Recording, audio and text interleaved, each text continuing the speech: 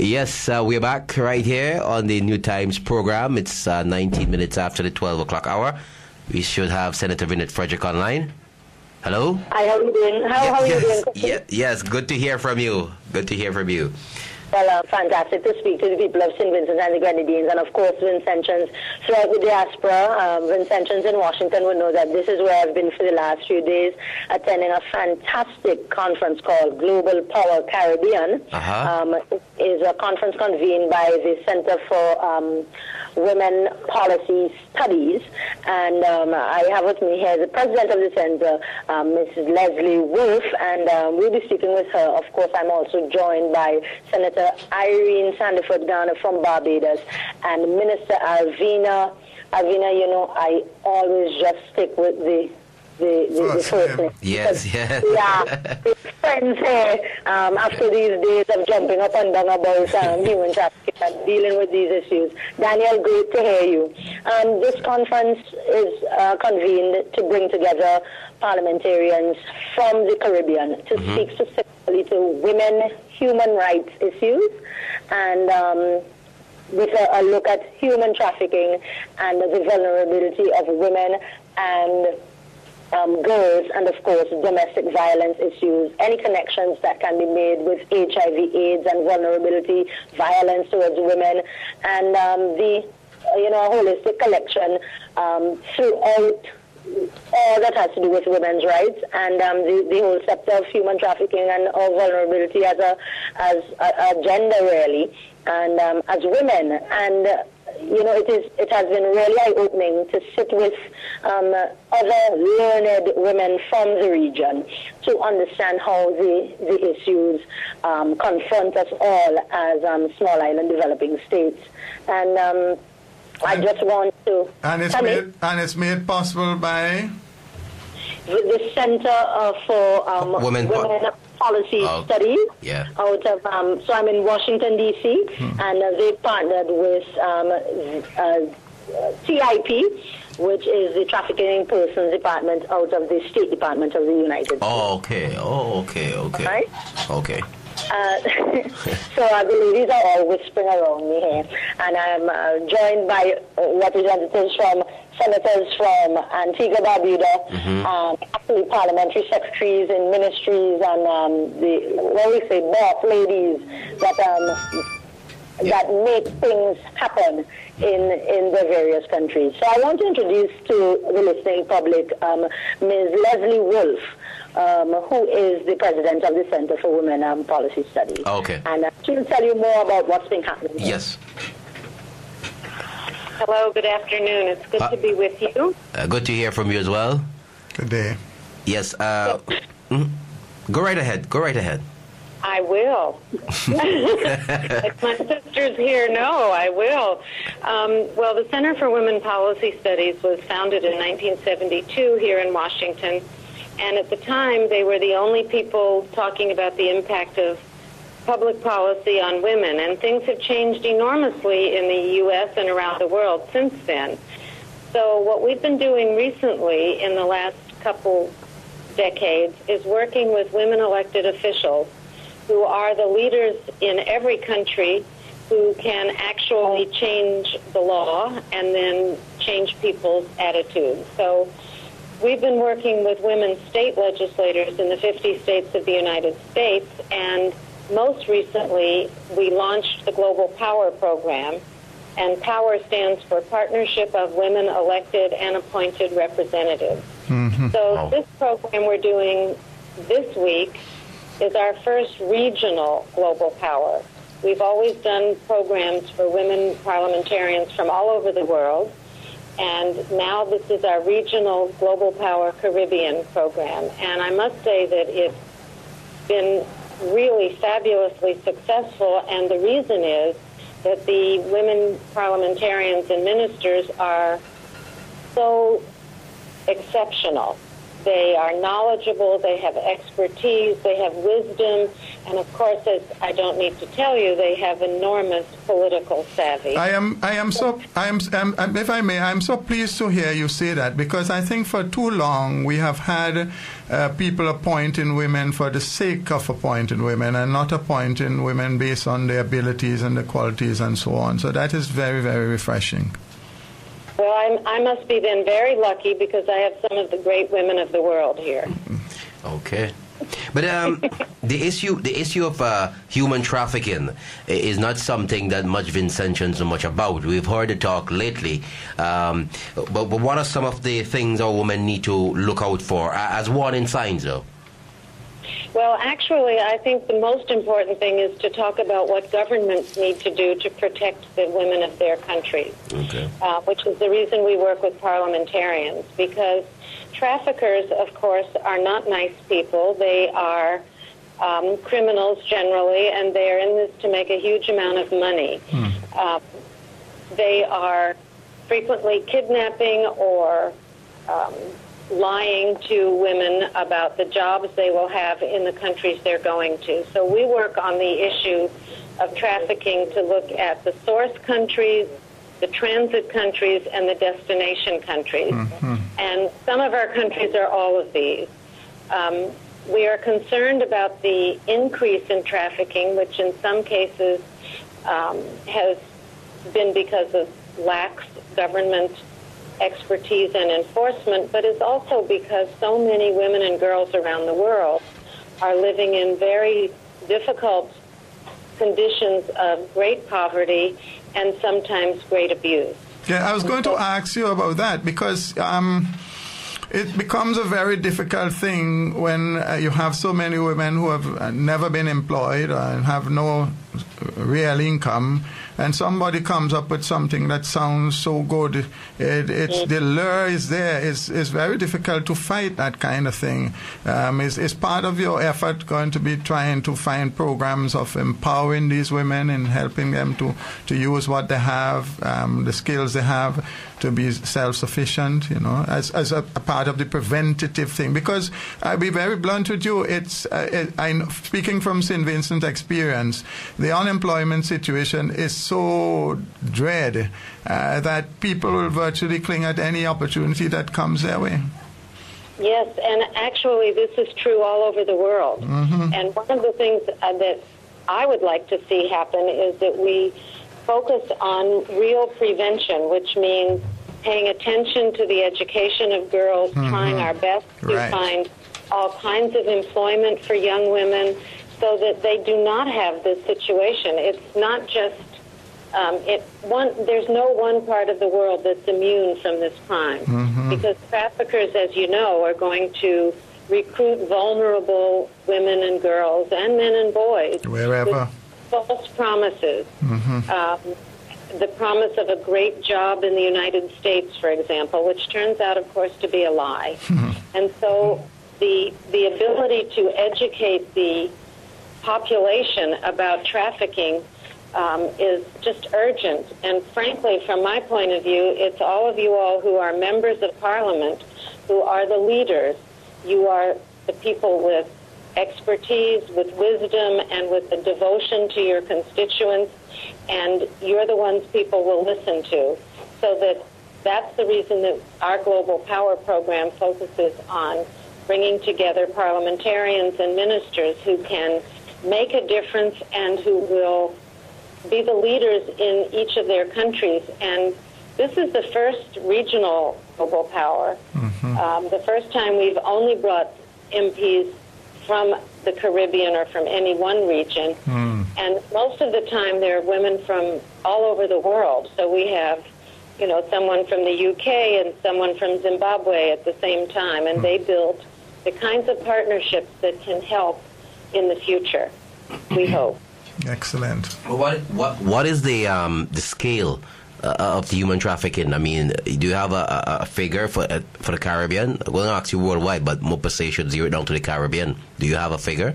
Actually, here's the thing. Anybody who tells you they know how many persons are trafficked lying because nobody has real numbers. Obviously, it's very underground. No one has real numbers. The only numbers we can come up with would be how many trafficked persons have been rescued, how many have been found dead in a distant country, how many traffickers have been arrested, and what will they say in testimony, which maybe is true or maybe is not. Wow. So for me, it's been very difficult to answer that question. But my answer generally is it doesn't matter how many women are trafficked. One is too many. One is too many. Yes, I have been known to say that. One is too many. Thank you. Okay. Well, thanks a lot for the info. We do appreciate it. Okay. All right. All right.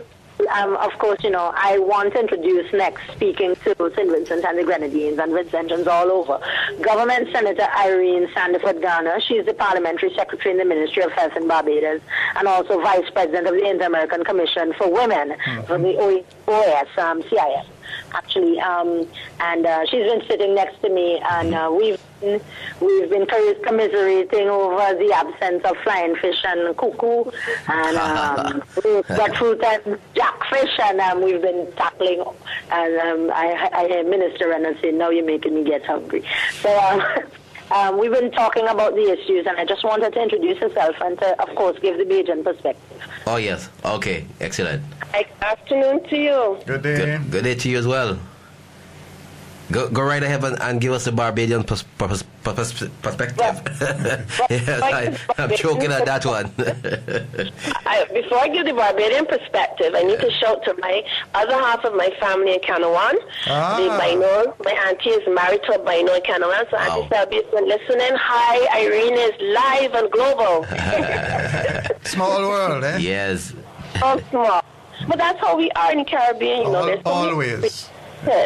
That we can't evade the fact that at the end of the day we are all one family, whether literally or figuratively. Quite correct. And here we've had some very spirited exchanges because there is a widely held perception of Barbados and the position Barbados has with its migrant population. And we also learned here that there is a difference between migrant labor and trafficking and smuggling. And we examined the source countries, the destination countries, and we came to the conclusion that our Caribbean governments need to be able to clearly distinguish and define what trafficking is. I heard the question asked earlier, how many people or what type of figures we have. Now, there is no set number, and as Leslie said, one would always be too many. But what is important to note is that we are here discussing a matter which has implications for our economies. I don't know if you're aware that the State Department now is examining every island and gathering data on every single Caribbean island and rating them, ranking them, putting them on watch lists to determine whether or not they are cooperating or addressing the issue of human trafficking in each country. My argument was, for a long time, how do you determine that you're going to put a country on a watch list when you do not have the data? Because none of our countries have any data on the incidence or prevalence of trafficking. But yesterday, we would have had spokespersons from the State Department come and tell us that whether it is one, whether it is 5 or 500, is one too many.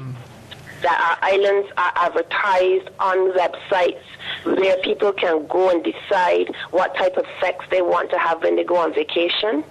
There is considerable research being done in all of our countries. On this website, you can go and find the information so that when we say it doesn't happen here, wrong, dead wrong. And it's important that we address it, as I said, because if indeed they put us on a watch list and we're said to be blacklisted, it means then our tourism industry start to suffer. Because that is how far this issue will reach. And that is why it is important that we discuss it, that we learn about what it really is, that we make the distinction between smuggling and trafficking, because women fly from island to island and make $1. We know that. But whether they do it under coercion or whether they do it from off their free will, these are things which we would have discussed here. So all of us now go back with a very comprehensive knowledge of what human trafficking is and why we have to address it as Caribbean leaders, because in the final analysis, it is a human rights issue as well as an economic issue. Very good. It's very important point that you clarify in there, because you're right. A lot of people don't pick up the difference. It's a very subtle matter. Yes. Exactly. But our legislation also needs to address it, because when we start to prosecute, and when you're talking about trafficking, traffickers can be from government down to the gas station attendant. You will be surprised how far the tentacles reach, because it is a very lucrative industry. That's the bottom line. Very lucrative. Yeah. All right, so fantastic. Thank you very much. Vynnette. Who's next? All right, well, I know quickly. I'm walking around the table here now. And Minister, the Honorable Alvina Reynolds, the Minister of Health, Wellness, Human Services and Gender Relations out of St. Lucia. And of course, you know, we have senators and ministers here from, of course, both sides of the various political aisles, and it's been great to come together on this issue. And one of the main points that was raised is the fact that we cannot have a political partisan approach to this issue. Amen. And you know, when we go back to Parliament, we are all going to have to promote the awareness of human trafficking and the connection, really, our economies and our women and girls. So I want to hand over to Minister Alvina Reynolds. She and I have been connecting, of course, you know, St. Lucia and St. Vincent. Everybody from the OECS really forms an automatic bond at conferences such as these. And I think it actually becomes kind of palpable to other conference goers when they see that the OECS kind of just hooks on to one another. Just some, you know, share that and the fact that, you know, I think our union is greater than just on paper.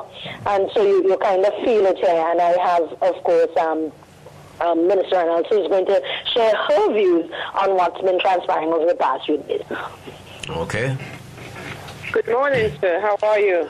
Well, afternoon. Yes, good afternoon to you. How's everything in Vinceland? Everything is okay, Daniel. I have my good buddy in studio with me as well, the member responsible for Parliament for West Kingston constituency, the Honourable Daniel Cummins, and he will say good afternoon to you as well. Yes, good afternoon. It's good to hear in the good work that you all are doing up there. Thank you very much, Honourable Cummins. Good to hear your voice. Yes. Just put my perspective in. Just looking at the St. Lucian context, and coming from the Ministry of Health and especially the Gender Relations Department, my concern is about the health of persons who are trafficked across the region and coming as far as Eastern Europe. And with no support, being threatened and tricked or coerced, and coming to a country under false pretenses, passports confiscated. And of course, in government, we're not knowing what is happening because a lot of those activities are underground. Yeah. However, we do have civil society organizations that are very much aware and are providing support and protection to some of those women and girls. But I'm also concerned about the health issue here.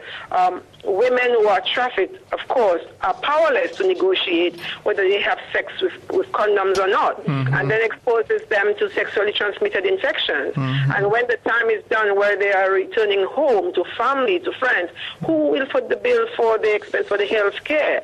How is it, and you know the problem of stigma and discrimination as it pertains to HIV and AIDS.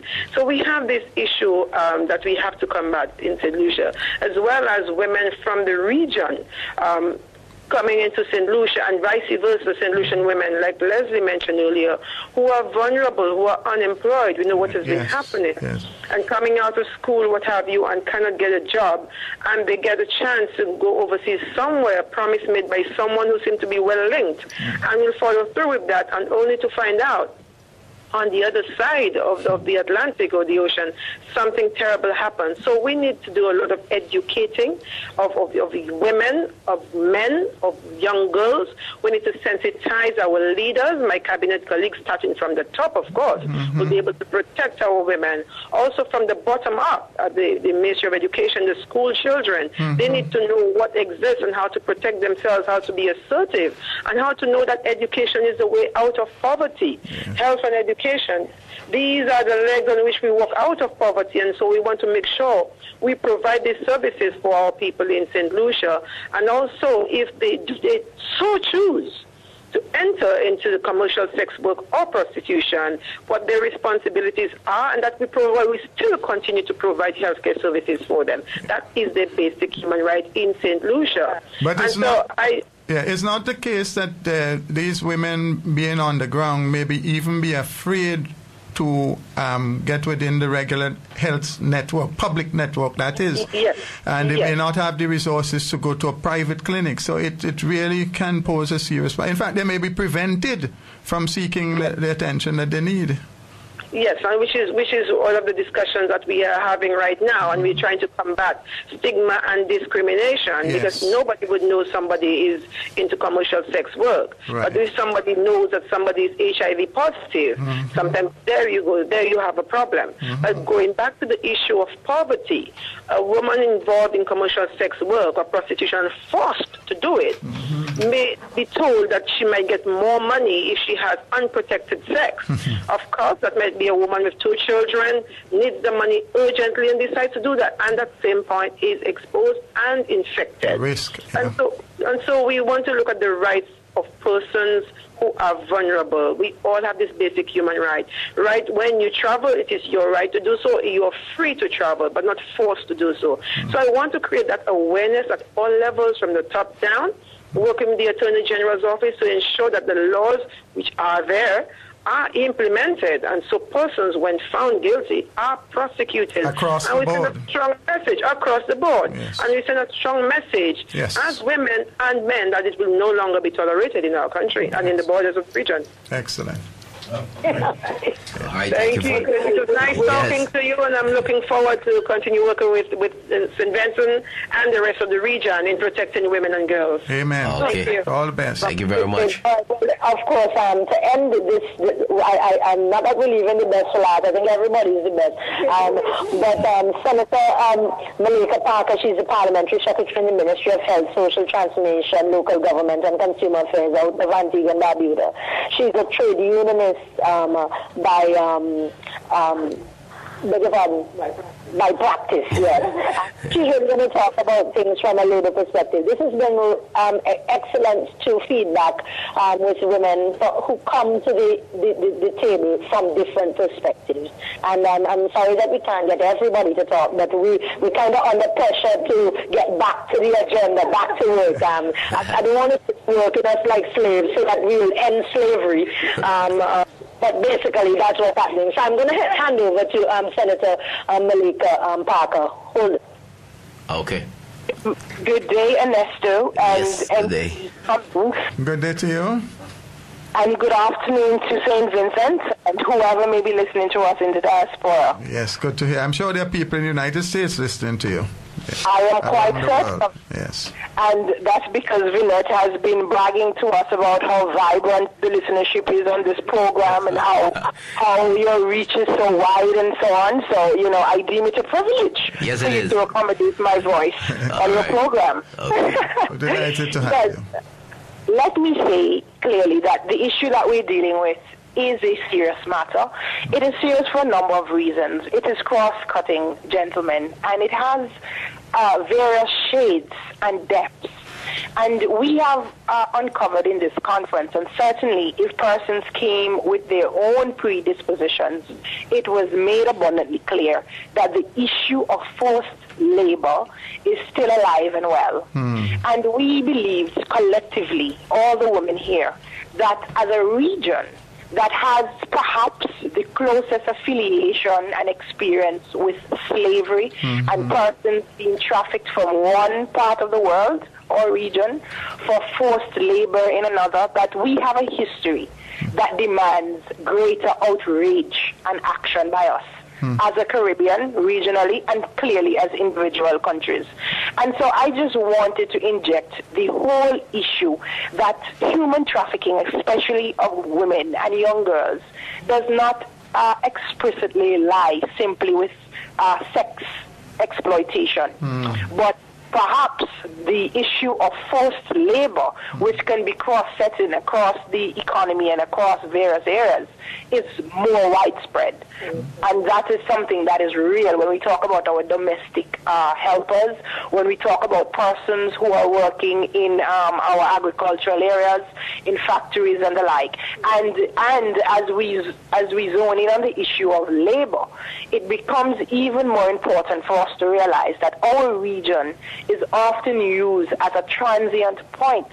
So we are not saying, gentlemen and St. Vincent, that all of hundreds of people are being trafficked to our countries and to the region for work. But certainly we act in the region as a gateway, as a point through which they have some access to sometimes legitimize and sometimes put more coverage over the movement of these people. And so we need to be so extremely vigilant. And I also want to say here, as I have the little space in your program, that we believe in the region that we have labor laws that are so advanced, and perhaps we have throughout the world some of the best labor laws and worker right footing that provide us the ability to act now. We do not have the excuse of delaying action, because just by activating our various labor departments and by educating our labor commissioner and other stakeholders who address labor rights issues, we can begin to do the level of policing, the level of management, the level of identification of these violations, and certainly begin to eradicate human trafficking from our individual countries and from the region as a whole. So I am glad that I have the ability to speak last, because I don't want your listeners to walk away with the belief that it is not their issue, because some of us may have a level of timidity when we address sexual issues and sexual violations and exploitation. We know what we're like in the region, and we know how our religious upbringing and so on help to color the perspective.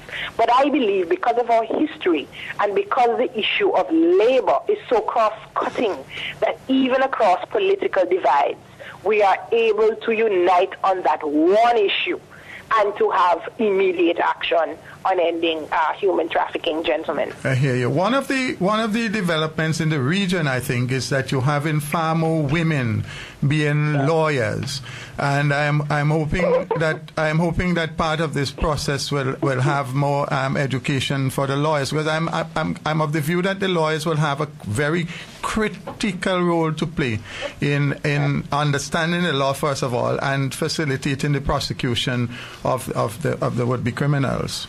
You are correct, and one of the things your representative here was able to point out, Vynnette, and she has been one of the greatest advocates, is that clearly when we moved in our various countries to pass this human trafficking or Prevention of Human Trafficking Act, the level of consultations and sensitization and education did not happen on the ground.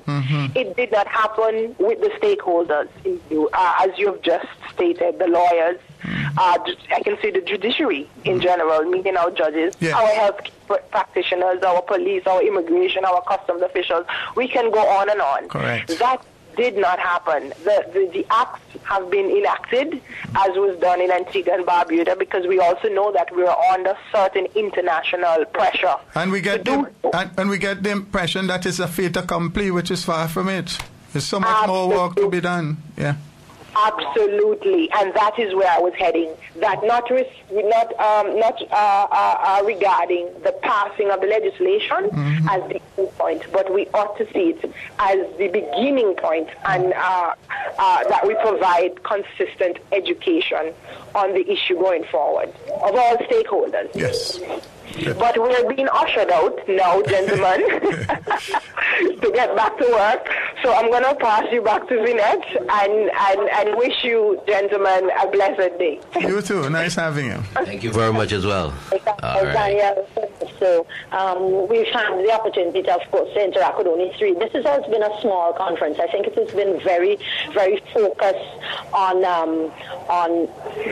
women from the region and specific women from the region. I know that my own selection process came after being nominated and interviewed, and then I still had to make the application. So, you know, it is a serious process of vetting and ensuring that it's not a gallivanting holiday. It's very serious work. Definitely. As a matter of fact, we've done action plans, and I think that quite across the political, one of the first things that I think I have to do is to interact with the task force upon coming back to St. Vincent. So I know that they listen to this program, and they will expect that Senator Frederick on a couple of years, because it's transcendent politics, really. Yes. And the task force that we've set up here, I think all of the ladies now feel more than gifted with the mandate to come into our territories as a group and to push for the education and awareness to happen in each country. So expect Antigua to come to St. Vincent, expect Jamaica to come to St. Vincent, expect St. Lucia to come to St. Vincent, expect St. Vincent to go and speak with Antigua. I mean, that's the kind of interaction that needs to happen to push the issue. And I'm really commending the Center for going across politics, because we have people from all sides, and I think we are united not just by gender, but by the desire to promote the rights of women and the women's rights as human rights, and of course the protection of our women and girls. You know, in St. Vincent, women are the bedrock of our society, Daniel. I don't need to tell you that in West Kingston, East Kingston, Central Kingston, North Windward, you know, every constituency, the women are the movers and shakers. Simple fact, And our men know that when the women hold the fort at home, they are able to do what they also have to do to lend their support. So our men depend on our women being strong. Okay. So this idea that this issue is something that alienates the men is not something that we want to see happen at all. Not at all. Because stronger women secures stronger men. So well put. Yes. So I mean, the mission is one to really promote the agenda that has been defined and picked apart and shaped here. And I look forward to coming with an entire mission of my own. There in St. Vincent, and you see me. Unfortunately, I will not get into St. Vincent tomorrow in time to do the New Times program. So I really hope that Cookie, I don't know if you can organize for somebody else to do not New Times but NDP Night. Well, we're having the first part, the public speaking tomorrow night. So the public speaking, so great. Yeah, all right, so you're covered. Don't worry. I'm covered. Thanks a lot. Yes, but, I make sure take. Thanks a lot. And I want to again promote that. I mean, I'm away, but I'm getting all the emails and all the things about what's happening. I mean, all young people need to be supported. And I'm going to partner with the Young Democrats to push this particular agenda as well. And now, with our young mothers and, of course, the women's arm of the party. Yeah, excellent. Political leverage we have within the NDP to get the conversation going. But I'm also going to work across the politics with NGOs and other women's desks and the gender affairs department, because this is an issue that really we can't non-political take up with UIP and NDP on this issue. Not at it's all. bigger than any politics. So I'm really looking forward. I miss you guys, and you see me by. God willing. Nice to have you on the program, Vinny. All the very best. Thanks a lot for calling through, all right? Okay. Yes, ma'am. Take care. All right, cool. Stay good. All right. Good. All right, so that's a good one. Human trafficking. Yes, very interesting intervention there. It was time very well spent. It's very enlightening. It's a subject that people are afraid to talk about. That is true. That is true. But it's something that clearly it's there, and when these things are on the ground, they have all kinds of implications. It's something that, as a people, we need to be aware of. As I was listening to the lady from Antigua speak, Cookie, it's very perversive. A number of women complain if you go to an interview to get a job in the public or private sector, that certain requirements are made of them. This is exploitation of women. Nobody should have to go through that kind of hassle for the sake of getting any kind of employment. And with the levels of unemployment that we have, some bosses think that they have a right to use people, especially the women. And this is a sickening thing that really needs to be highlighted and stamped out. Women play such a critical role in the development of our families, and we ought to give them the love and respect that is due to them.